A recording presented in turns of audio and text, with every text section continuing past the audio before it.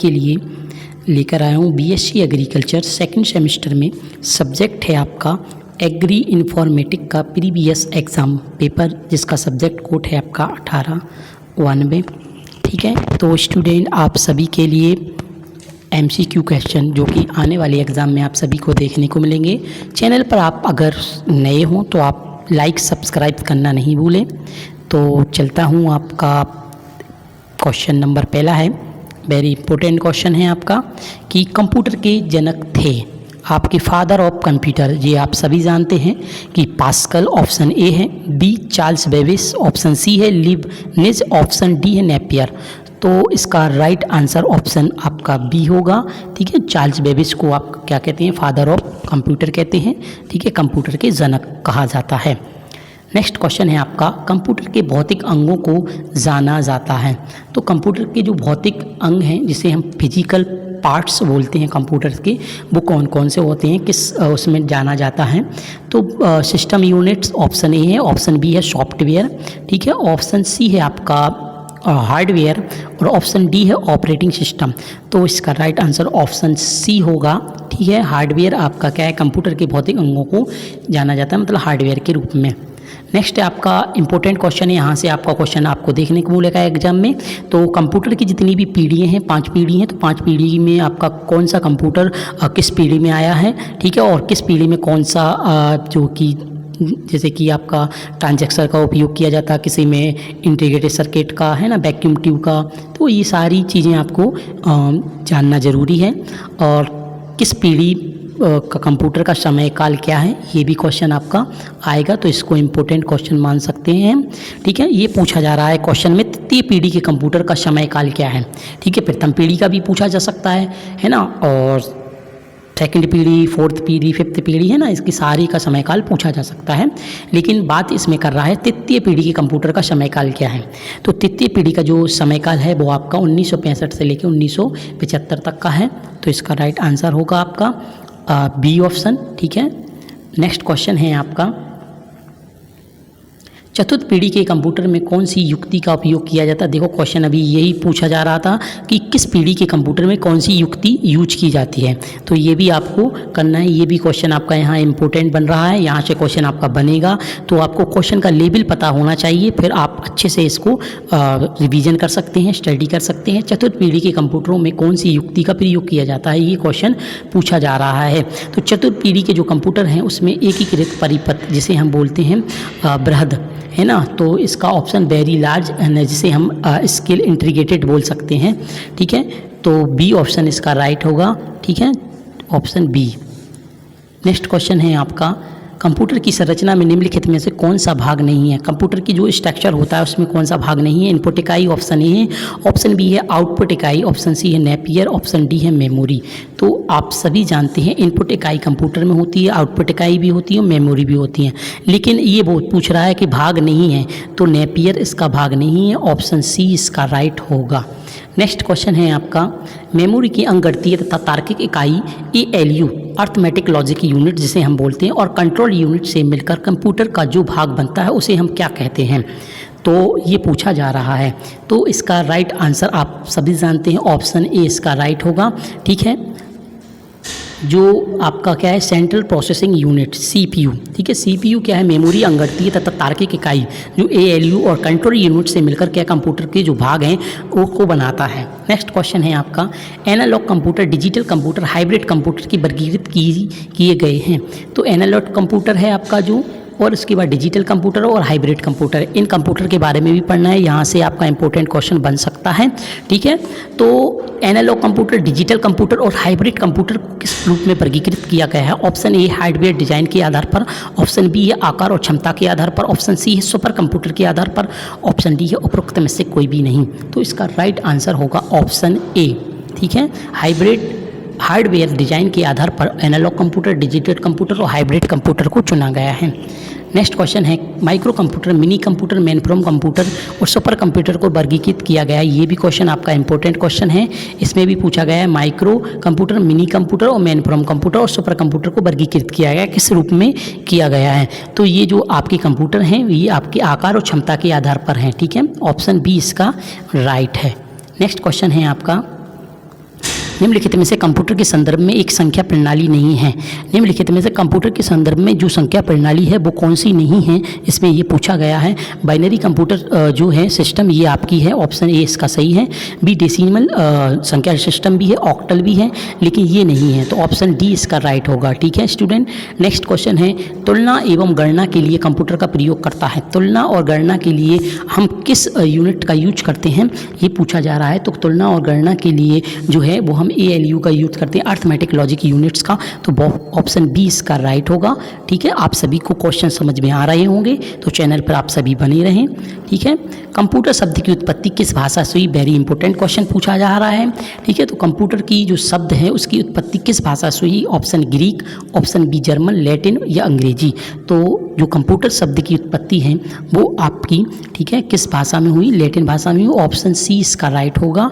ठीक है student, next question है वर्चुअल दुनिया में WWW का अर्थ क्या है, आप सभी जानते हैं। ठीक है, WWW का अर्थ क्या क्या है, ऑप्शन इसका क्या है, ऑप्शन ए बी इसका राइट होगा। ठीक है, जिसे हम बोलते हैं वर्ल्ड वाइड वेब। ठीक है, इसका फुल फॉर्म है WWW का। नेक्स्ट क्वेश्चन है आपका, एक आउटपुट डिवाइस है जो कंप्यूटर की स्क्रीन पर सूचना प्रदर्शित करती है। आउटपुट डिवाइस कौन सी है जो कंप्यूटर की सूचना स्क्रीन पर क्या करती है, प्रदर्शित करती है, वो क्या है, उसको हम कहते हैं मॉनिटर। क्या बोलते हैं, मॉनिटर। ऑप्शन सी इसका राइट है। नेक्स्ट क्वेश्चन है निम्नलिखित में से कौन सा उपकरण इनपुट उपकरण नहीं है। तो आप सभी को ध्यान रखना है, इनपुट यूनिट्स और आउटपुट यूनिट्स कौन कौन सी हैं, तो ये सारी चीज़ें जिनको हम छू सकते हैं। ठीक है, जिनको हम क्या है छू सकते हैं। ठीक है, तो वो और जिनको हम छू नहीं सकते हैं, और हार्डवेयर और सॉफ्टवेयर में अंतर है।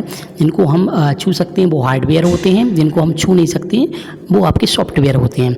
बात हो रही है आपकी इनपुट डिवाइस और आउटपुट डिवाइस की। इनपुट मतलब क्या होता है आपका, जिसको हम क्या करते हैं टच कर सकते हैं। ठीक है, वो इनपुट डिवाइस होते हैं, जो भी पार्ट्स होते हैं।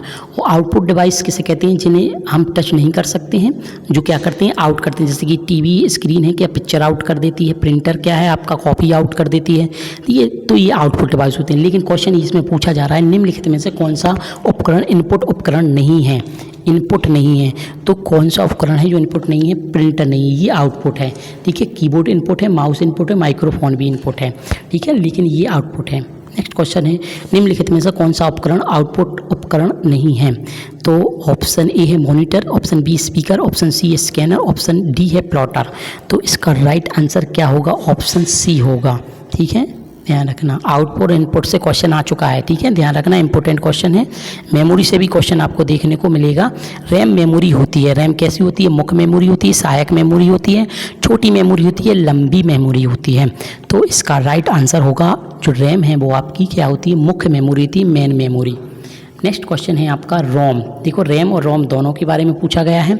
रोम कौन सी मेमोरी है, स्थायी, अस्थायी, लंबी या उपरोक्त में से कोई भी नहीं।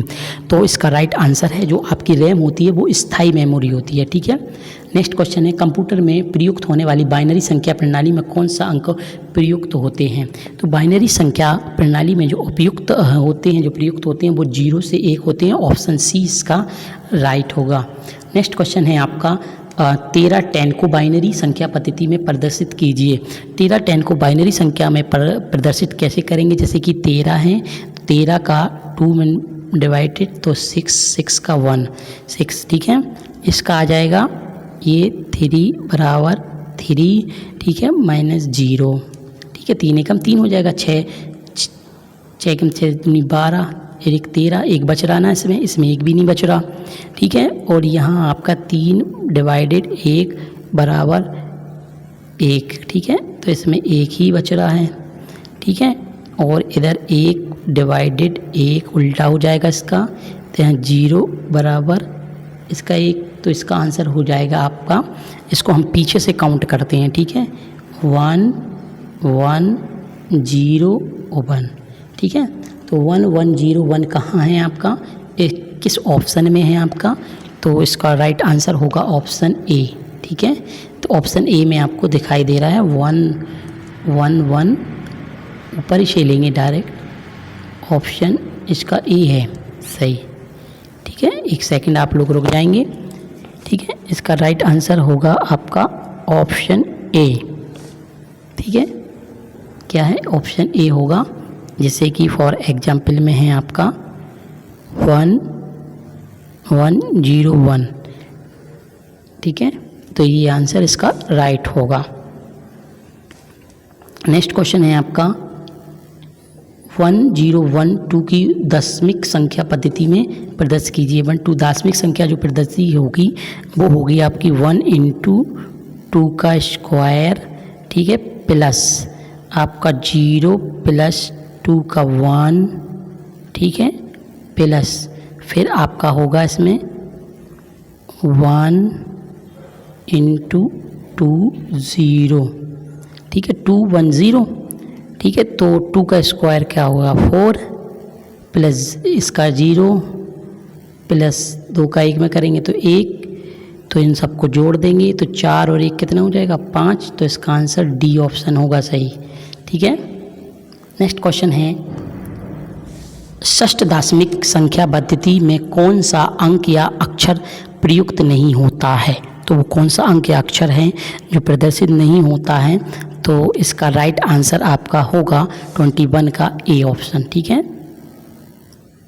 21 का आपका ये आंसर होगा, इसका सी होगा, सी राइट होगा, ठीक है। जी इसका राइट होगा। नेक्स्ट क्वेश्चन है एक विशिष्ट कार्य करने के लिए कंप्यूटर को दिए गए निर्देशों का समूह कहलाता है। एक विशिष्ट कार्य करने के लिए कंप्यूटर को दिए गए जो निर्देशों का समूह है वो आपका क्या कहलाता है, तो इसका राइट आंसर होगा आपका 22 का सी सॉफ्टवेयर। नेक्स्ट क्वेश्चन है प्रोसेसर स्थापित किया जाता है। तो प्रोसेसर है जो स्थापित किया जाता है, तो इसका राइट आंसर होगा ऑप्शन सी मदरबोर्ड में, ठीक है। निम्नलिखित में से कौन सा सुपर कंप्यूटर नहीं है, तो सुपर कंप्यूटर जो है आपका इसमें नहीं है, तो इसका मार्क फर्स्ट नहीं है, बाकी परम, अनुराग, पदम ये सारे सुपर कंप्यूटर की श्रेणी में आते हैं। नेक्स्ट क्वेश्चन है निम्नलिखित में से सॉफ्टवेयर का प्रकार नहीं है, कौन सा सॉफ्टवेयर का है जो प्रकार नहीं है, तो इसका राइट आंसर होगा ऑप्शन ए होगा, ठीक है, डिजिटल सॉफ्टवेयर। नेक्स्ट क्वेश्चन है आपका निम्नलिखित में या सिस्टम सॉफ्टवेयर में कौन से प्रोग्राम शामिल होते हैं, तो सिस्टम सॉफ्टवेयर में ऑपरेटिंग सिस्टम, भाषा अनुवाद दोनों होते हैं, तो इसका राइट आंसर ऑप्शन सी होगा, ठीक है। नेक्स्ट क्वेश्चन है आपका निम्नलिखित में से कौन सा प्रोग्राम भाषा अनुवाद नहीं है, तो इसका राइट आंसर होगा आपका 27 का सी फाइल सपोर्टिंग प्रोग्राम। निम्नलिखित में से कौन सा ऑपरेटिंग सिस्टम के कार्य हैं, ऑपरेटिंग सिस्टम के कार्य कौन से हैं, तो ऑप्शन डी इसका राइट होगा, ठीक है। मेमोरी प्रबंधन के कार्य, फाइल प्रबंधन के कार्य, प्रोसेसर प्रबंधन के कार्य। नेक्स्ट क्वेश्चन है एम एस डॉस क्या है। एम एस डॉस आपका क्या है ये पूछा जा रहा है, तो M S DOS operating system software है, ठीक है, सी ऑप्शन इसका राइट है। नेक्स्ट क्वेश्चन है निम्नलिखित में से कौन सा कार्य एम एस डॉस का है, एम एस डॉस का कौन सा कार्य है ये पूछा जा रहा है, तो कीबोर्ड डाटा या आदेश प्राप्त करना सही है, बी प्रोग्राम के लिए मेमोरी की जगह है, सी फाइलों को हटाना, नई फाइलों को बनाना, तो डी ऑप्शन इसका राइट होगा, ठीक है। नेक्स्ट क्वेश्चन है वैक्यूम ट्यूब का प्रयोग किस पीढ़ी के कंप्यूटरों में किया जाता है। वेरी इंपॉर्टेंट क्वेश्चन है, तो प्रथम पीढ़ी के कंप्यूटरों में वैक्यूम ट्यूब का यूज किया जाता है। लैपटॉप किस प्रकार का कंप्यूटर है, माइक्रो, मिनी, मेनप्रोम या सुपर कंप्यूटर, तो इसका राइट आंसर है माइक्रो कंप्यूटर की श्रेणी में आता है, ऑप्शन ए है आपका लैपटॉप। नेक्स्ट क्वेश्चन है निम्नलिखित में से कौन सा सोशल मीडिया नहीं है, फेसबुक, ब्राउज़र, यूट्यूबर या ट्विटर, तो सोशल मीडिया नहीं है, तो इसका राइट आंसर ऑप्शन बी होगा, ब्राउज़र नहीं है, बाकी सारे सोशल मीडिया की श्रेणी में आते हैं। निम्नलिखित में से कौन सा ऐप कृषि से संबंधित है, तो किसान सुविधा, पूषा कृषि, खेती बड़ी या उपयुक्त में से सभी, तो इसका राइट आंसर डी होगा, ये सारी कृषि से संबंधित हैं ऐप्स।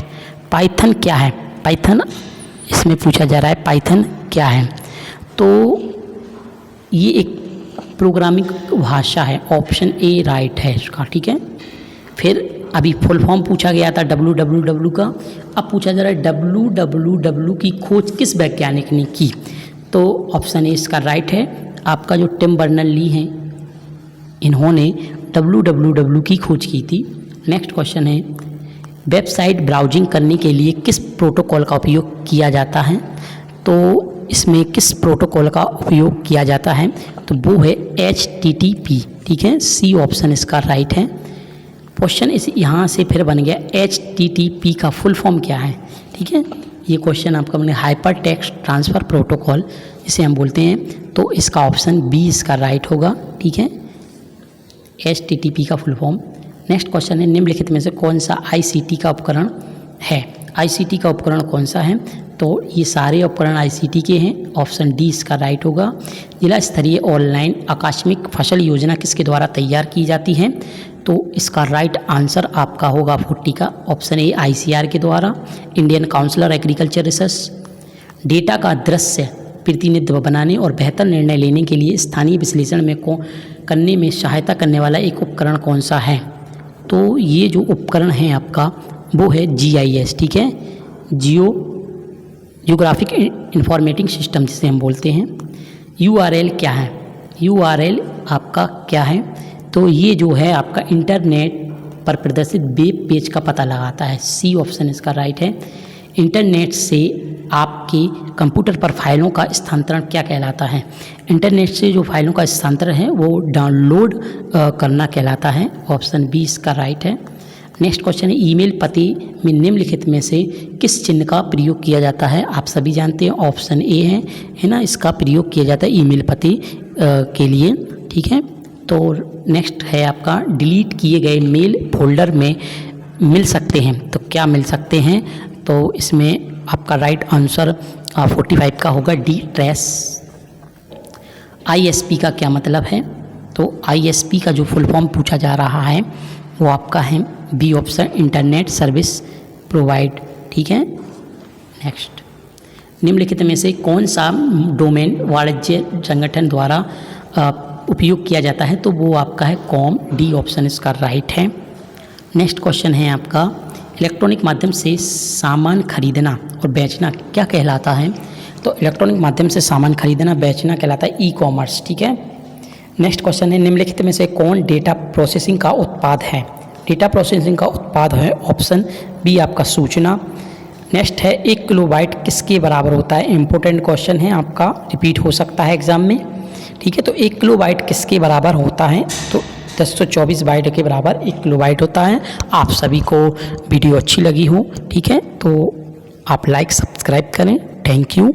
और ज़्यादा से अच्छे वीडियो डालने की कोशिश करूँगा, ठीक है, थैंक यू।